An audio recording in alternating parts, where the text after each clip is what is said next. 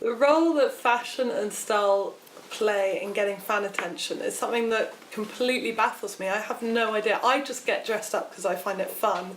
But what I do love is that then fans will get dressed up to our shows, and that's just awesome. The reason why I make such an effort to get the whole band, not just me, kind of, you know, all dressed up to the nines, or at least kind of looking like a character, is because then we're putting on a show and we're standing on stage in front of people, and I would feel crazy just standing up in my jeans and t-shirt. I want people to feel like we've put an effort into it, because we have, and it's all part of the theatricality and the circus for me. Do I have any favourite vocal exercises? Yes, actually, there's an app on my, I've got it on my iPad called Vocal Warm Up, and it's been a saving grace. I love it. It's just basically, you know, scales and do things like lip trills, which I can't do without going like this. I have to put my fingers there, otherwise I can't do it. But that's a brilliant exercise, and my mum gave me a sheet about 2 years ago that I've still got because it's printed on card, and it's got her favourite vocal exercise because she's in choirs and things, and every now and again I'm like, I need that sheet because I'm having, you know, my voice isn't feeling so great, and it's really kind of pulling your voice out of nowhere. But I've realised more and more as I get older just how important it is to do that before every gig. And I definitely notice there's definitely shows where I'm whisked on stage where we've literally just had food, and then they're like, you've got to start now, and I'm like, I'm not ready, I haven't even put my makeup on, what are we doing? And then I'm obviously not got a chance to warm up because it's the last thing you think of, and you get on stage and you're like, oh, this is not going to go well, because about halfway through you start to feel the cracks appear and everything, so it makes such a difference. Okay, so my pre-gig routine is definitely singer's tea and a vocal zone pastel before I go on. Always paint my nails literally the minute before we're meant to go on stage, because I always forget, and I look down and I'm like, oh no, they're awful, no one can see me like this. And as we're like going through the stage door, I'm like so I always start the first two songs like this a lot of nail shaking. And the whole band, we put our hands together like that and we go, that'll do nicely. Like don't really know why, but we just do. I wish I'd known how to play guitar earlier on in my career. That would have been fun. That would have meant that when I get on the open mic stage, people wouldn't have said to me, yeah, you should get a guitarist because you can sing, and then just kind of paused. That was quite bad. But you've got to start somewhere.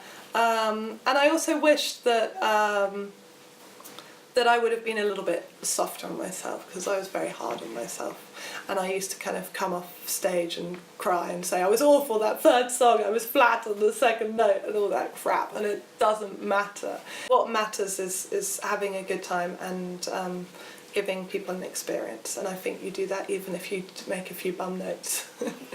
How do we grow our Facebook audience? I don't actually know. Honestly, we were on 5,000 maybe 3 years ago, and I don't know what happened. Just suddenly one day it was like 50 likes a day and then 100 likes a day, and I think because we've been gigging so much, and that is always the key, if you gig and you meet people every day, then you're going to get, you know, more fans. But also I make a real point of really trying to be as in touch with people as possible. I feel this year I've maybe let it go a bit because it was just getting crazy this year, and trying to keep in touch with social media when you're really busy doing other things as well, it does get crazy. I'm very lucky because my mum is hugely helpful, and she will always post things. She's like, I know you're not able to, so I just put out a little thing saying you've got a gig tonight or what you're wearing or whatever, and I've started doing selfies before each gig just to kind of show what I'm wearing,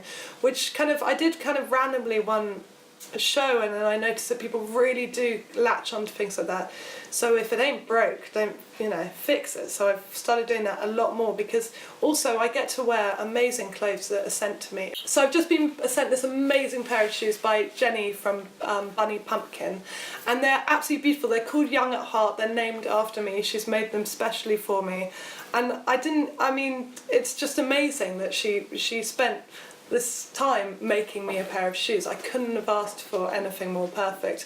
And there's this headwear designer who just keeps sending me boxes of beautiful headwear, so I get to wear them every gig.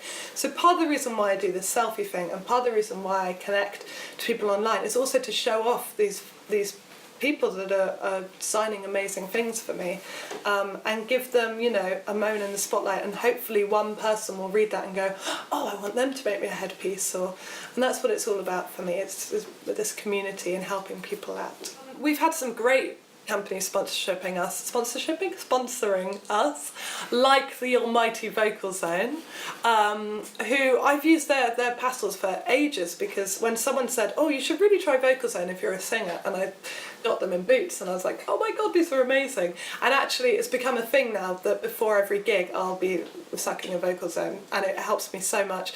So when I got in touch with the guys from Vocal Zone, it made a really exciting connection with someone who really does help my career, and then they also have sponsored our van and done some amazing press for us, so that's been brilliant. Ilamaska Makeup, who are just awesome, we got involved with things that they've done. I did some gigs for them, they've given me makeup. It's a really nice kind of, I like to have a balance. I'm not one of those people that would just wear a label for the sake of it. It has to kind of move into the music in a way. Cork Guitars gave me some guitars, which was amazing, and again, it's a brand that I really respect. I love the fact that they started out from a very small company and they got bigger and bigger, and I like to support that. A Regular Choice, I got to wear their shoes and they're awesome. So I basically will I'll sniff out sponsorship sometimes, because definitely am not a rich musician and sometimes you just have to find ways to make things work, and sponsorship is one of them. My ideas for music videos, they're not always mine, so that's a good start. I sometimes come up with some and people kind of roll their eyes and go, that's an awful idea. So I've learned to let other people have ideas. So for instance, Walk Away was completely Stephen's idea. He was like, would your dad mouth the words to the song? And I was like, that's beautiful, because the song is for my dad, it's written about him, for him, everything, and it's a very emotional song for me, and so it's something that I would have never thought of, and I love the fact that it's me and dad in that video. It makes me teary even thinking about it. Whereas a song like In Your Head and I've Improved, it was me with Love, who are a film company who made both of these films, going, I really want to do something that's very kind of upbeat and interactive, and the In Your Head video we actually had fanimals sending in their photos so that they could be in the characters. You guys were all in it, and they were all part of the video, and that was really important for me that they were a part of it, and that's where we launched our first crowdfunding pledge campaign around that as well. The last video that we've just done that we're about to bring out, Fear of Flying, is our most simple video, and it's just me in a nest as a bird. And I personally think it's very effective, and I'm really proud of the fact that we've kind of gone through all these stages of doing lots of kind of crazy videos to doing one that's just really simple. Because sometimes, you know, simple is best. If you want to hear any more, you can go to GabbyYoungAndOtherAnimals.com, where you can buy our album, you can find all our links, you can meet cats. Animals, yeah. And there's lots on the internet to find out. That we're on iTunes, we're on Spotify for free. You might get some adverts if you don't have Spotify Premium, but that's okay. And we're all over YouTube, and come and see us live, because that's what it's all really about. And if you get a chance to, we've got a UK tour coming up in November. The London show is the 27th, Oslo and Hackney, then we're playing Bristol, Glasgow, Manchester. Yeah, that's it. So it would be lovely to see you there. Thank you very much.